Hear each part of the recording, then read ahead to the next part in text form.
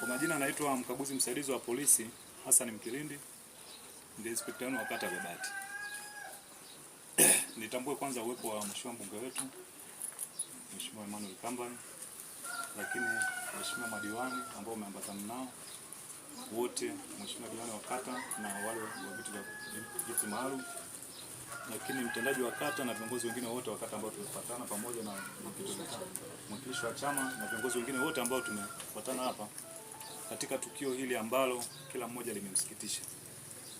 Niseme tu kwamba mheshimiwa mbunge mnamo tarehe 24 mwezi wa 7 majira ya saa 3 usiku tulipokea taarifa hii ya masikitiko ya kubainika kwamba dada yetu Joyce amepatwa na madhila ya kuuawa na mume wake. Tukio hilo baada ya kuripotiwa, bahati nzuri mimi nilikuwa kazini, niliweza kuliripoti kwa mkuu wa upelelezi kwa hatua za haraka sana za kufika kwenye eneo la tukio. Na baada nilikuwa nimeenda kwenye tukio lingine. Baada ya kufika kwenye tukio niliweza kufuatilia namna jambo lilivyo, na ikabainika kwamba kwa sababu mwenyekiti wa mtandi aliyepata taarifa awali akafika, na alivyochungulia ndani wakabaini kwamba kuna kitu kisichokuwa cha kawaida. Ni tendo la ukatili, lakini wakaomba msaada kwamba polisi waweze kufika ili kuweza kuchukua hatua. Na kweli walipoingia ndani ikabainika kweli kwamba ameuawa na hali haikuwa nzuri. Kwa hiyo mwili wa marehemu uliweza kuchukuliwa na hatua zote za kiuchunguzi zikaanza mara moja. Lakini wakati huo mtuhumiwa alikuwa ameshakimbia, kwa sababu inaonekana kwa mazingira ya tukio yalivyokuwa kuna maandalizi ya kitu alikuwa anakifanya tena, nadhani ili kuhamisha mwili au vinginevyo. Kwa hiyo alivyoona watu wameshafika kwenye nyumba, nadhani walipotea moja kwa moja, kwa sababu alikuwa haonekani tena muda ule. Mpaka sasa anaendelea kufuatilia ili kujua whereabout yake.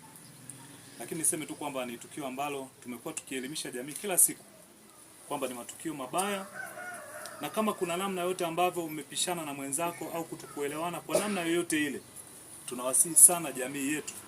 Mheshimiwa, tumekuwa tukisihi jamii kila siku kwamba ni vyema sana tukafuata taratibu zile za kisheria katika kutatua mambo yetu badala ya kuchukua hatua na sheria mkononi.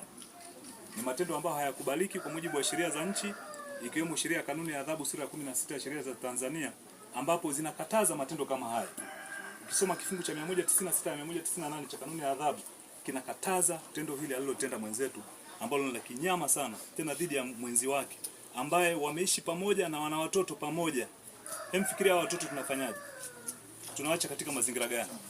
Kwa hiyo tujifunze kupitia matendo kama haya ambayo ni magumu sana kutufika katika jamii, kuhakikisha kwamba tunatengeneza mifumo ambayo tunapata suluhu za ndani za matatizo yetu badala ya kuchukua hatua kama hizi. Tafuta hata mtu mwingine, third party, ili kupata suluhu ya jambo lenu kuliko kuchukua hatua kama hizi ambazo zinaleta madhara katika familia na katika jamii. Dada huyu alikuwa anategemewa na alikuwa ni mtumishi. Alikuwa anafanya kazi kwenye kituo hiki ambacho kinasaidia watoto wenye ulemavu. Nilishafika mimi kutembelea kile kituo. Ni mtu ambaye amekuwa akifanya kazi ambayo ni ya imani ya kuhudumia watu wengine wenye matatizo. Leo hii tumempoteza. Kwa hiyo niombe sana, popote pale mtu anaona kuna shida yake, ni vyema akaifikisha kwenye vyombo vya dola mapema kabla matatizo kama haya hayajafika. Mmenipata ndugu zangu? Tumeumizwa sana wote sisi kama wachunguzi au wanaosimamia sheria, lakini pia najua jamii yote hapa imeumizwa na jambo hili. Niombe sana mtu yote ambaye ana taarifa kwa namna yoyote ile zinazohusiana na mtu huyu, tuendelee kujulishana, kwa sababu bado juhudi zinaendelea. Sawa sawa? Lakini kama kuna mahali popote ambapo mtu naye anaona kuna viashiria katika jamii anapoishi kwamba kuna watu wanakinzana aidha ndani ya familia au kwa namna nyingine yoyote ile, na anaona panafikia hatua sasa ambayo ni hatarishi, basi aweze kuripoti mapema ili tuweze kuintervene mambo haya kabla madhara hayajatokea. Mmenipata mpaka hapo ndugu zangu? Kwa nafasi yangu niseme tu kwamba natoa pole sana kwa familia na kwa jamii yote ambayo tumekutwa na jambo hili. Awali ya yote namshukuru Mwenyezi Mungu mwingi wa rehema ambaye ametujalia sisi wengine afya na pumzi na kuweza kutenda muda walau kufika katika eneo hili kuwakimbilia wenzetu ambao wamepatwa na msiba. Mheshimiwa Diwani wa kata hii, Mheshimiwa madiwani mlioko hapa kwa viti maalum, viongozi wa chama walioko hapa, mjumbe wa halmashauri kuu kutoka wilaya na kutoka Oysterbay, viongozi wa serikali, polisi kata, mtendaji wa kata na mtendaji wa mtaa, ndugu wananchi, watoto wetu, poleni sana kwa msiba huu.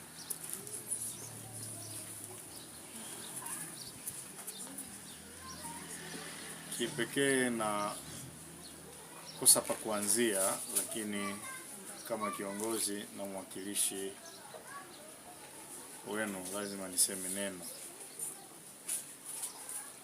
Tumekutana sote hapa, tumekimbilia familia kwa masikitiko ya kupokea taarifa za msiba ambao wenzetu wamepatwa msiba ambao ni msiba wa kikatili, ni msiba wa kudhulumiwa maisha kwa lugha nyingine. Ni jambo ambalo kiuhalisia linasikitisha, linaumiza, hususan pale ambapo jambo kama hilo linafanywa na mtu ambaye ni mume kwa mwenza wake ambaye wana watoto. Ni kitendo ambacho ni cha kinyama, ni kitendo ambacho ni cha kikatili, ni kitendo ambacho hata kwa kupitia maandiko ya Muumba wetu hatupaswi kufanya hivyo, lakini hata sheria za nchi pia haziruhusu kufanya hivyo. Tunakwenda kutengeneza changamoto kwa watoto. Ndugu zangu, kitendo hiki ni kitendo ambacho binafsi ninakikemea. Ni kitendo ambacho hakifai kabisa kwenye jamii.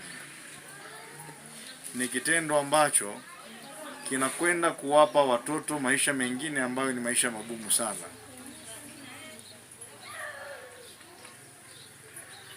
Watoto wanatamani malezi ya wazazi wote, lakini kinapotokea kifo ambacho tunasema ni mipango ya Mungu, lakini kwa kifo kama hiki kwa kweli kinasikitisha. Wacha watoto wadogo, yeye saizi vyombo vya sheria vinamtafuta. Watoto wanakwenda kwenye malezi sasa ya watu wengine, hata kama ni ndugu. Sisi sote ni mashahidi katika maeneo ambayo tunaishi. Hata ukiwa na upendo sana na yule mtoto, lakini bado anatamani kuona malezi ya baba yake, anatamani kuona malezi ya mama yake. Lakini angalia kwa kitendo hiki ambacho amekifanya, watoto wanaenda kuanza kulelewa na watu wengine, kwa sababu hata yeye sheria akipatikana, sheria haiwezi kumwacha huru. Watoto wanaanza maisha mengine ambayo ni maisha ambayo hawakuyazoea, maisha ya kuwa mbali na mzazi, hususan mama ambaye wamekuwa naye wakati wote. Unamdhulumu mtu maisha ambaye amekuwa ni mtu mwema, sehemu ya maisha yake amejitolea kusaidia watu wenye mahitaji maalum. Ni kama vile ametoa sehemu ya maisha yake ya shughuli zake sadaka kwa watu wenye mahitaji maalum. Kama mtu mmeshindwana, kama baba mmeshindwana na mama na una watoto, si usogee tu, uendelee tu na maisha yako. Kwani kuna sababu gani hasa za msingi za kufanya mambo ya kikatili ya kinyama kama haya? Lakini hata mama, kama umeona mmeshindwana na baba, fateni taratibu. Sheria ziko wazi, sheria zinaelekeza nini kifanyike, kuliko kufikia hatua kama hii. Ni hatua ya mwisho sana. Yaani ni hatua kwanza ya binadamu ambaye, kwa sababu kitendo alichokifanya alafu na viashiria ambavyo vinaonekana tena bado alikuwa anatengeneza uhalifu mwingine tena.